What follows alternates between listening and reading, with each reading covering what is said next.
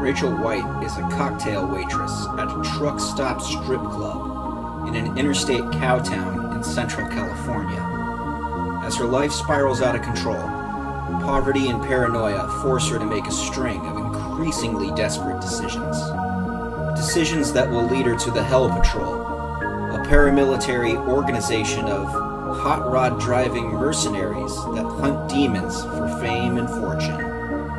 This is Hell Patrol Origins.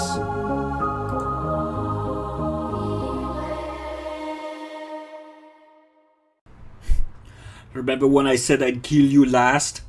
I lied. Alright. Yeah, remember when I said we were going to stop having long chapters where a lot of shit happened? Yeah, I lied. Alright. Chapter 6. Here it comes. Rachel woke up slightly annoyed that Johnny was not next to her. When she rolled across the mattress to look for him, she saw that he was sitting in his boxers in one of her kitchenette chairs, texting someone on his phone. "Is there a reason you didn't wake me up with a breakfast of champions?" Rachel asked. "I have to get Todd to go pick me up in his truck and borrow his jack and go to the Walmart tire center first thing so I can actually have tires on the car before my shift tonight," Johnny said. "Sorry, you know I'd never miss an opportunity, but you can owe me," she said. "Oh hey, while I'm on the phone here, I'll text you the picture of your weird tattoo." He thumbed over and sent it to Rachel's phone. "Gotta go, ride's here. Have a good weekend. Call me if you see the stalker or hit me up after work. You know you can come into the club on your night off if you want." "We'll see. Don't go home with another girl tonight. You might have to drive down here and pay your dues." "Hey, if someone else gets a stalker, I have to protect them too," Johnny said. He pulled out his jeans and went out the door. Sorry, he pulled on his jeans and went out the door. Rachel's phone beeped. It was the picture of her tattoo that Johnny sent her. She pulled it up and looked at it. It was a back shot of her scalp, Johnny's POV, and there in the part of her hair behind the base of her right horn was a small tattoo, thick black lines, roughly the size of a bottle cap, that made some kind of demonic sigil in a circle that she didn't recognize. When she saw it, she felt the wriggling twitch on her shoulders. The nubs felt like a spider crawling across her back. It was then that Rachel realized that she might need to take this thing more seriously. She needed to find someone that would know about tieflings, but who would? She was born in 1999, or at least that's what her documents said. She was 21 years old. She was one of the oldest tieflings alive. There wasn't a lot of medical data on the subject. The only people that would know anything about it would be demonologists. The closest thing to that was Hell Patrol. They killed demons. Hopefully they knew a lot about them. Rachel realized that, in addition to being more concerned about her heritage and what it was doing to her, she needed to get up and get on with her day and do all the things that she needed to do to keep her life barely running. She got up, took a shower, threw on some clothes, and took a load of laundry and a handful of quarters down to the apartment laundry room, before leaving for the day to go pick up the groceries. She slammed the laundry into a washing machine and pumped a couple quarters into it, then picked up her purse and left to walk to the grocery store. When she was standing on the corner of 8th Street waiting for the light, she saw Alex. "Aren't you up early for a streetwalker?" she asked. "I just got back from an all-night GFE. John paid me till morning," she explained. "I'm happy to see you. I looked for you on the way home last night and didn't see you in the spot, so I figured you made your last score or the cops picked you up again," Rachel said. "Nice of you to worry about me." Alex smiled. Her last night's makeup no longer hid the black eyes she had. I talked to Hell Patrol the other night, Rachel said. I asked them about your problem with the paperwork. How'd that go? They can solve your problem, get you legal again. It's something to think about, Alex said. I actually might go down there today to ask something. I'm having tiefling problems, and they're the only people in town who would know anything about demons, Rachel said. Maybe I'll come along. Who hit you? Was it a John or a pimp? Rachel asked. Doesn't matter to you? Alex asked back, defensively. I guess it's not my business. Come on, let's go talk to them. I don't know if I can do it myself. Alex nodded. It was obvious from the look on her face that she didn't have the courage to go alone either.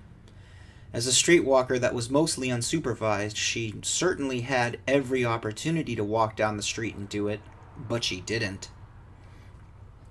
They walked down the street in silence. Rachel didn't want to talk to Alex about her problems, and Alex wasn't forthcoming about hers. They both just assumed the worst about each other's issues. They were comrades in a mutual goal to get off the street at any cost, united by desperation and morbid curiosity. When they crossed the street and found themselves in front of the Hell Patrol building, the same smiling staff sergeant was there with his coffee mug, holding the door open for them. You never sleep, Rachel said. I love my job. It feels good to help people. You look like you girls could use some help, he said. We both have some questions, Rachel admitted. Where do I go if I sign up? How can you protect me?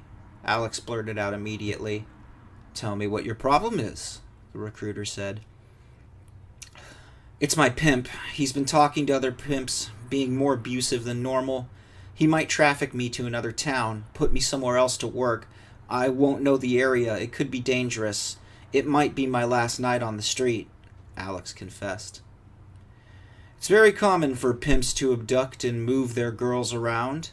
Putting them in unfamiliar places keeps them dependent, keeps them submissive.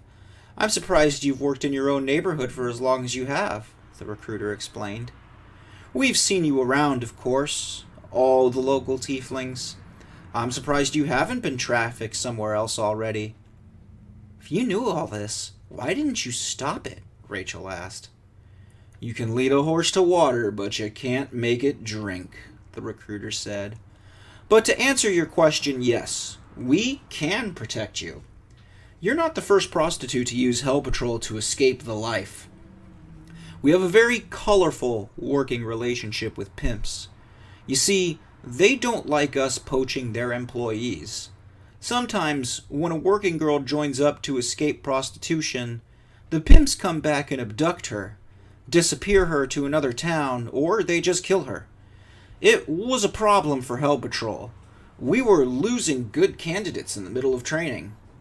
So what did you do? Alex asked. Oh, we made some new policies. We have secure shelters for people in your position, and we have a new outreach program for pimps to help them transfer their previous employees to our organization, the sergeant smiled. What do you mean? Rachel asked. Well, legally, we protect the at-risk candidate in a shelter, here on site. Out there on the street, well, we send someone with a big gun to go find their pimp and inform him of the change in career choice. Violently, if necessary. Cops don't tend to worry that much about tiefling girls or the pimps that sell them. It's an unfortunate fact of life, and one we sometimes take advantage of to right certain wrongs. You send a Hell Patrol thug to run up on them with a gun, Rachel realized. Well, on the schedule they're called community outreach missions, the sergeant said. When can you start protecting me if I sign up? Alex asked. When the ink dries on the paper. You can be moved into the secure dormitory this afternoon. I imagine you don't have a lot of things to move, right? No. Can I see the dorm? Of course, the recruiter nodded. What if I don't make it? Through Hell Patrol. We take you in from the time you sign the paperwork.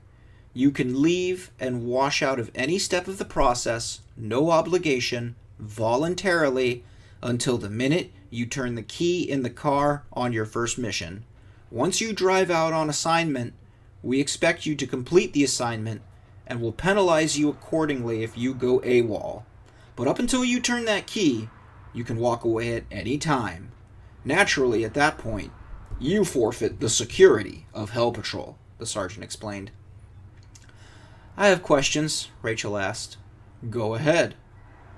About demons and tieflings, Rachel said. Well, we're warriors, not scholars, but we do specialize in tiefling talent. We know a thing or two about them, in addition to information about demons. Relevant to killing them, of course, the staff sergeant replied. I am having strange experiences with my body. Parts of my demonic heritage are manifesting, Rachel said. It's not uncommon for tieflings to have strange demonic mutations in addition to the more regular ones. And I have heard of cases developing later in life, the recruiter said. I have, among other things, a brand or sign on my head. It's new. I don't know how new. It's on a part of my head that's difficult for me to see, even in a mirror. It looks like a tattoo, but I don't know how it got there, Rachel explained. A brand or tattoo? Can I see it? The recruiter asked. Sure. Rachel bent forward, parted her hair behind her horn, and showed the recruiter the strange sigil in her scalp. When she looked back up, she saw that the annoyingly cheerful look on the face of the recruiter had slipped, like the strings that held up his mask had slackened. Pardon me for being rude. I should have offered you girls seats and coffee. Will you please sit down? The recruiter asked. The girl sat down on a small couch in the front office next to a water cooler. I wanted you to be sitting for this. There's a short version and a long version of the story. The short version is, we can probably find out what that means, he said. What's the long version? Rachel asked. Do you know the history of the war? How it ended? The sergeant asked. Mephistopheles betrayed Asmodeus at the Battle of Los Angeles, Alex said. Correct. And, in exchange for the non-aggression pact with Hell that it bought us, Mephistopheles agreed to certain terms, in exchange for access for him and his legions to Purgatory, arranged by the Vatican, he said. The thing I wanted you girls to sit down for is not common knowledge. Sometimes, in order to learn how to kill a demon, it's best to ask a demon. After all, they don't have a lot of love for anything, much less each other. As part of his end of the bargain, Mephistopheles offers up intelligence for our peacekeeping operations. You mean that you can actually call up a friendly demon somehow and ask them to write up my family tree? Rachel said. Well, we don't like to mention it to the public. Humans don't like demons, even the demons that betrayed the other demons to help us win the war. But Hell Patrol uses and serves its tiefling servicemen and women. Sometimes in order to answer certain personal questions about their state of being, it makes sense to go straight to the source, Sergeant said. So do you have any idea what it means, the sigil? Rachel asked. Wouldn't be hard to find out, he shrugged. But only if I joined, Rachel said. Unfortunately, yes. Hell Patrol is a government agency. The relationship our government has with Mephistopheles and his legions are eyes-only information. I can't just run the demonic genealogy records of every tiefling that walks in asking for their hell DNA samples. Do you have pamphlets, sample contracts? Can we see them? Rachel asked. I think I've heard enough, Alex said. I can't risk being trafficked out of town by my pimp. Can I stay here? We will move you to the dorm and send someone to help you collect your things once you sign. Do you know the whereabouts of your pimp? Would he be near your residence if we went to go get your stuff? The sergeant asked. He won't be around, and there's not a lot to take, Alex said. That's typically the case. Oh, what about you, ma'am? Would you like to read it over a bit? You can take those documents home. I think I will, Rachel said. Are you going to be safe out there?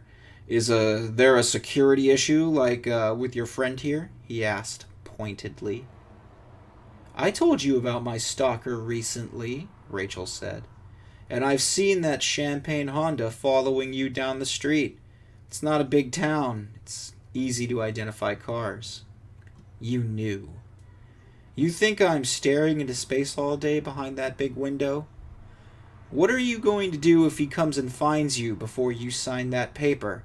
I'll protect myself, Rachel said. How? Pepper spray? Stun gun? Won't do much. And you know, California has tight gun laws. Racist gun laws, too. Never met a tiefling that owned a gun straight that wasn't in Hell Patrol. You're implying that I may use an illegal weapon to defend myself. Rachel narrowed her cat eyes. I'm implying that if you did do such a thing, the first thing the cops would ask when they showed up to the 911 call is how a little tiefling girl got her hands on a gun, he said. That would be swapping one kind of trouble for another. And you'll do what, move me into your shelter? Rachel asked. You would have that option. More importantly, you'd have a better option. You'd be able to defend yourself. It's easy for Hell Patrollers to carry legal weapons. You're telling us an awful lot of shady shit, Rachel said. Not saying I don't like it, but is Hell Patrol really like this? Ma'am, we kill demons. They're not human. They're not people. They exist only to cause devastation and suffering. There are no politics, no justice, no parole. Whatever we have to do to accomplish our mission, the ends justify the means. There's no war crimes against hell. Sometimes that means a government institution is run less like a government institution and more like a gang. Because a gang might not be right, but it will protect its members. If you get in that car for me and go kill demons, I will make sure you are protected, he said. It's the Wild West, isn't it? Rachel asked. How you run this place. Oh, it might be, but we're the U.S. Marshals, not the desperate banditos. You cowboy up for us, and we'll get you the finest badges and steel money can buy. Rachel got up. I've got errands to run. I'll think about it. Give me the pen, I'll sign now, Alex said. Alex, you should read it first. I'll read it after we get my shit. I can't walk the street tonight. I can't take that risk. I think I'll take it home and read it, Rachel said, folded up the contract and put it in her purse. Suit yourself. You can come back any time. We're always open, the recruiter said. Yeah, that's kind of what worries me. It all sounds like a devil's bargain. No pun. Well, it is. Your potential to make money and control your own life is the best option any tiefling could have right now. But it does require you to risk life, limb, and certain horrible death running around shooting demons and hitting them with a car, he said. You just have to be able to rationalize that the money, the fame, and the danger are a better deal than the boring life of poverty that is your only other option. No pressure. Rachel couldn't tell if he was just being facetious or just completely honest. She feared that it was the second, and that was scarier. She got up and went for the door. When she exited the building, she felt like there was a massive change in air pressure, like the entire mood of the world had shifted and changed to be something more sinister. Hell Patrol looked so seductive by comparison. There were guns, cars, money, prestige. Everything the recruiter promised. Everything had such easy answers. Bullets were the solution to whatever money couldn't buy. And whatever money... Hold on. I'm just going to reread that whole sentence. Bullets were the solution to whatever money couldn't buy. And whatever couldn't be shot could be bought. The garbage in the gutters looked darker. The cracks in the asphalt on the street deeper and blacker. The paint on the surrounding buildings chipped and flaking. And there was Hell Patrol in crisp, fresh black paint and those big white block letters. Rachel decided right there that if she was the devil and she had to live in this town, she'd pick the Hell Patrol building. It was the one that looked like it made the most evil promises. She headed further down the street, past Hell Patrol, past the hellhole. There was a discount grocery store. She could buy vegetables, fruit, real food if they had it. Sometimes the produce delivery didn't come in on time. There was a homeless tiefling panhandling outside the grocery store.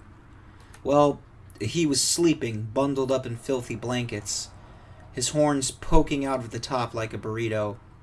There was an old pot with a few nickels and pennies in it in front of him. He was there when Rachel came in to do her grocery shopping last week. She went into the store, grabbed the basket, and cursed her luck. The produce truck had come early, and she had missed the best stuff because the other lowlifes that lived in her neighborhood had also stocked it and picked all the best stuff while she was in the Hell Patrol office.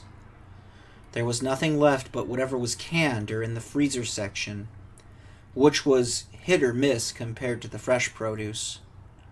Rachel knew that it was going to be another week of ramen, canned beans, and frozen cauliflower for her. It was a good thing she indulged on that pizza with Johnny when she had the chance. Rachel was standing in the checkout line with her basket under her arm when she felt the familiar twitch. It was like a cat or a puppy crawling across her back while she was trying to sleep, but just under the skin. The strange growths on her shoulders were squirming, moving. She tried to ignore it. She just wanted to buy her food and leave. She put her items on the belt, paid for them, had them bagged, and was about to leave, but that preternatural twitching was becoming an actual, unbearable itch that needed to be scratched. She stopped outside the front door of the grocery store, put her brown bag down, and reached behind her back to claw at her shoulders with her fingertips. As she craned her neck to get her elbow behind her head and reach for the bumps, she turned and saw the champagne Honda in the parking lot, sitting, waiting, unoccupied. Where was he? The twitching stopped. The itch went away.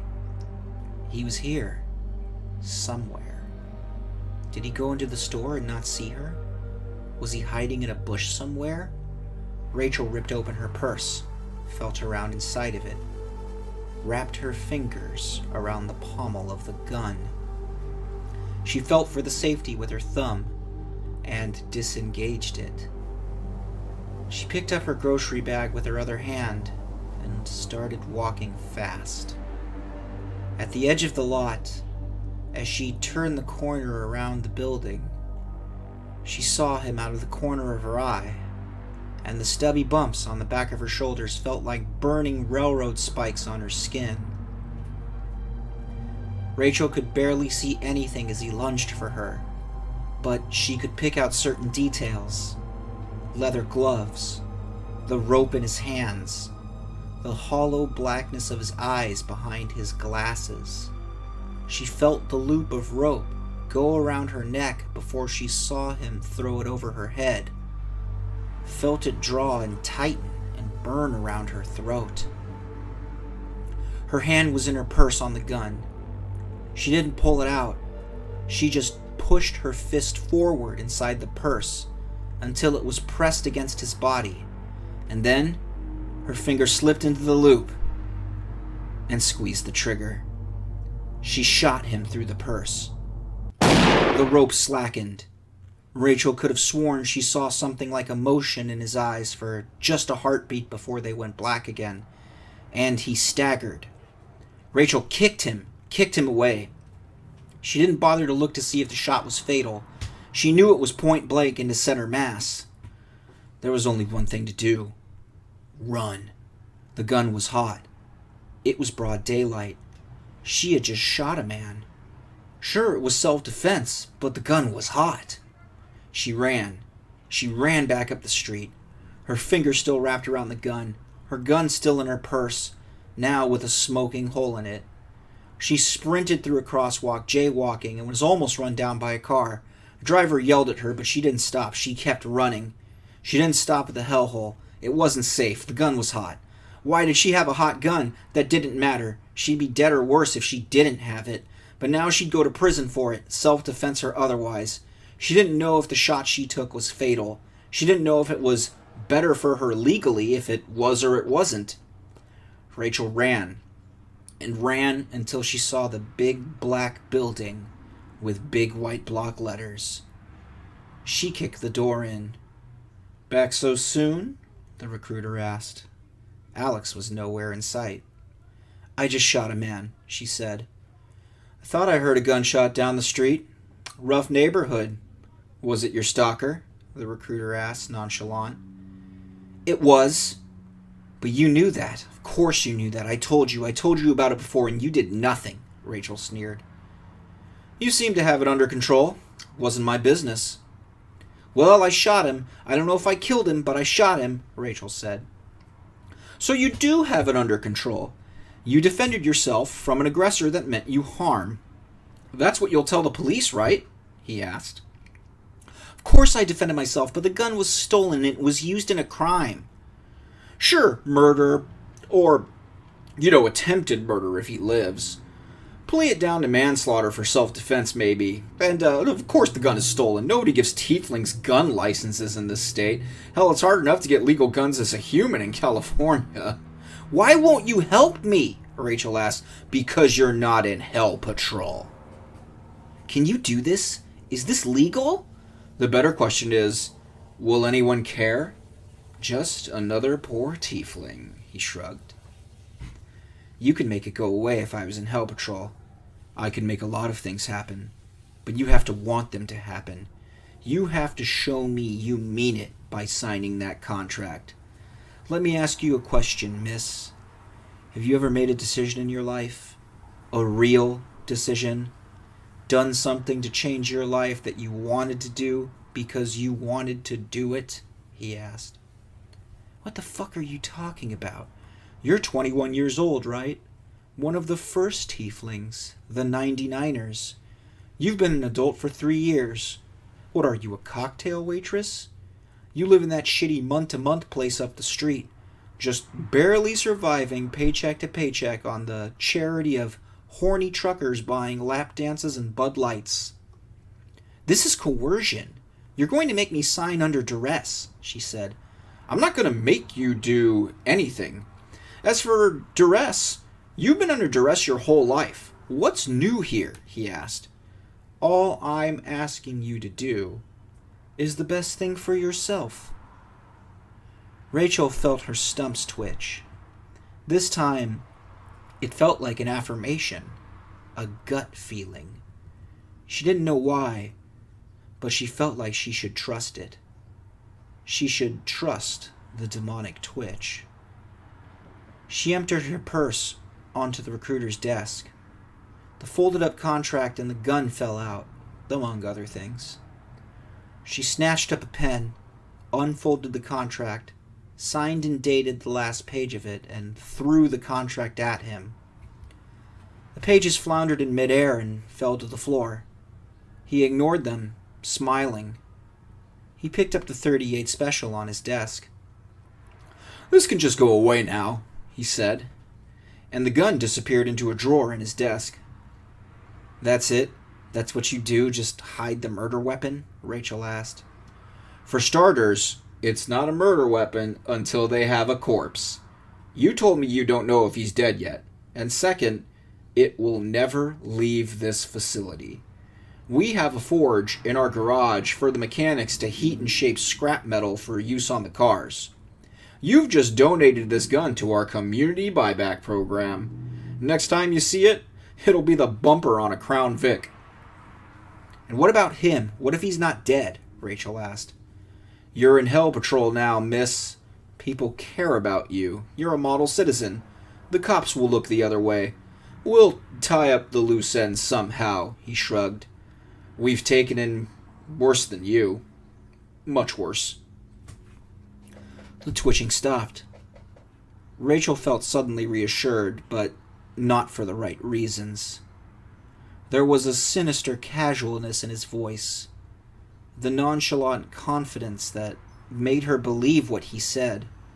Rachel began to understand that he really could make it happen, really would make it happen. Miss, I insist that you sit down. You need to relax. You've just made the happiest decision of your life, he said. I just agreed to strap into some piece of shit hot rod and fight demons in order to duck a murder charge with a stolen gun, she said. What's happy about that? You told me once you wanted to drive a race car, right? He asked. That's the furthest thing from my mind right now. That's because you haven't seen the car, he smiled. Chapter 6 Recap. Thanks for listening. This is an incredibly happy chapter because, the horror suspense arc of Rachel being stalked is finally over because she shot that motherfucker. And we're very fucking happy about that. I hope you're as happy about that as I am. Because honestly, writing the stalker scenes is it's like actually as hard as it is terrifying as a writer, because naturally, as a fiction writer, I'm inside the heads of all my characters. I know what all of them are going to say. I know what all of them are going to do, and that includes all the bad people. So anytime the stalker is in the scene, I'm in his head too, and being inside the head of, fucking criminals, sexual assaulters, rapists, murderers, creeps, it's not a fun place to be. I don't like doing it, and I hope that everybody who has been waiting for this moment got all the closure they needed. It's fun to do bad things to bad people that deserve it. All right. But I don't know if we've seen the last of him. Rachel shot him, but she doesn't know if he's dead. ... Anyways, let's talk about what happened in Chapter 6. So, Rachel woke up and decided that the best people to ask about what's going on with her body regarding the weird demon shit would probably be Hell Patrol. And she was right. So she meets up with Alex on the street, and they decide to walk down to Hell Patrol to get some answers. Alex is afraid of being trafficked by her pimp, so she just walks in and joins up immediately. This is a very rational fear that a lot of prostitutes have. If you've ever read memoirs by streetwalkers or people who have been trafficked, which I don't recommend, by the way. I've done it, and that shit's awful. And those survivors are very brave. But that's something that pimps do. Pimps will regularly traffic out their hoes to other neighborhoods where they don't know anyone, so that the pimp has complete control over their support network. So that is a thing that does happen. Alex is afraid it's going to happen to her, so as a last resort to prevent a tragic fate, she joins Hell Patrol, like, immediately, right there on the spot. Okay, yeah, a lot of fucked up arcs ended this chapter. Not just Rachel's stalker arc, but Alex's prostitution arc. We're not going to see that much more of Alex after this chapter, but rest easy for Alex. She's going to a better place. I'm not like killing her off or anything. She's just she's out of the main narrative after this chapter. Okay, so anyways, they go in there. Alex signs up, and Rachel asks the guy about the sigil tattoo behind her horn on her head, the mark of the beast that she has. And the guy tells her that he can find out. We're pretty sure that he knows. I mean, actually, I can tell you right now as the author, he knows. He absolutely knows. He doesn't even have to ask. But, he stonewalls Rachel. Of course, he goes like, oh, I could tell you if you were in Hell Patrol. He also reveals to her that Hell Patrol has a way to contact Hell. Hell Patrol is in contact with demons. Specifically, they're in contact with the Court of Mephistopheles, which is the faction of demons that betrayed Asmodeus during the Hell War and helped the humans win the war. Actually, the humans were fucked. Asmodeus was about to win right up until Mephistopheles pulled the trigger on him and betrayed him. And that's we learned that in that chapter too. And of course, Mephistopheles and his loyalists, they are currently in purgatory under direct permission from the Vatican as part of the peace deal. I mentioned this earlier, but Mephistopheles was allowed to move into purgatory in exchange for his collaboration with the humans, just so that, obviously, if he went back to hell, they were going to get revenge on him for betraying Asmodeus. So he had to go somewhere else. So the Pope actually wrote a special dispensation to allow him into purgatory for saving humanity.